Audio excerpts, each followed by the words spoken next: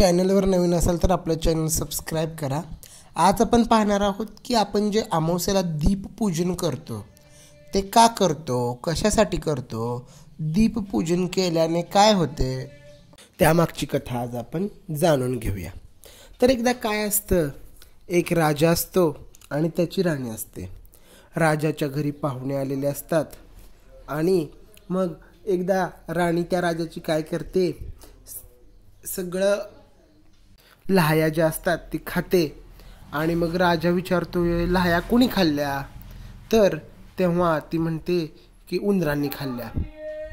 मग उंदरानं खाल्ल्या म्हटल्यानंतर उंदरांना राग येतो। मग उंदरांना राग आल्यानंतर उंदीर काय करतात, ती झोपलेली असल्यावर तिची साडी पाहुण्यांच्या बिछाण्यावर नेऊन टाकतात। मग राजाच्या मनात गैरसमज होतो आणि मग राजा तिला गावाच्या बाहेर हाकलून पिटवून लावतो। त्यानंतर राजा युद्ध करून येत असतो आणि येता येता रात्री एका झाडाखाली येऊन थांबतो। तेव्हा वरती झाडावर सगळे दिवे जे आहेत ते लख्ख प्रकाशत असतात आणि ते बोलत असतात।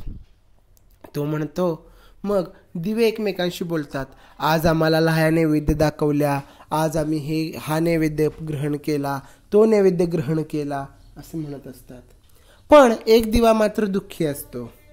तो म्हणजे कोणता? तर हा राणीच्या घरचा दिवा दुःखी असतो। ही राणी दरवर्षी पूजा करायची, दीपामावस्याला पूजा करायची, छान पूजा मांडायची, नमस्कार करायची आणि दिव्याकडे प्रार्थना करायची, माझ्या आयुष्यात कायम तेज असू दे म्हणून दीपपूजन करायची। मग हा दिवा दुःखी होता, त्याला विचारतात, तू तर मानाचा दिवा आहेस, तू राजाच्या घरचा दिवा आहेस आणि तू ह्या वर्षी दुःखी का आहे? तर घडलेली घटना सगळी तो दिवा जो आहे तो इतर दिव्यांना सांगतो।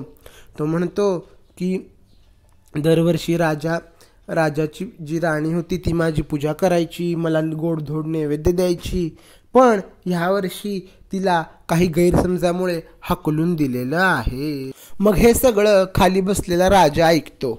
मग राजानं ऐकल्यानंतर राजाला समजतं आपली चूक झाली आहे। मग तो काय करतो, खरं खोटं करायला शिपायांना पाठवतो। शिपाई पाहुण्यांकडे जाऊन खरं खोटं करतात व सर्व काही प्रकार उघडीस येतो। मग त्यानंतर त्या राणीला सन्मानानं परत राज्यात घेऊन येतात। मग ती दीपपूजन करते व अशा प्रकारे त्या राणीवरचा जो आळ आलेला असतो तो टळतो। तसा आमच्यावरचाही हा आळ टळो जर काही चोरीचा आळ आला तर, म्हणून हे दीपपूजन केलं असतं। व्हिडिओ आवडल्यास लाईक करा, शेअर करा, सबस्क्राईब करा। थँक्यू।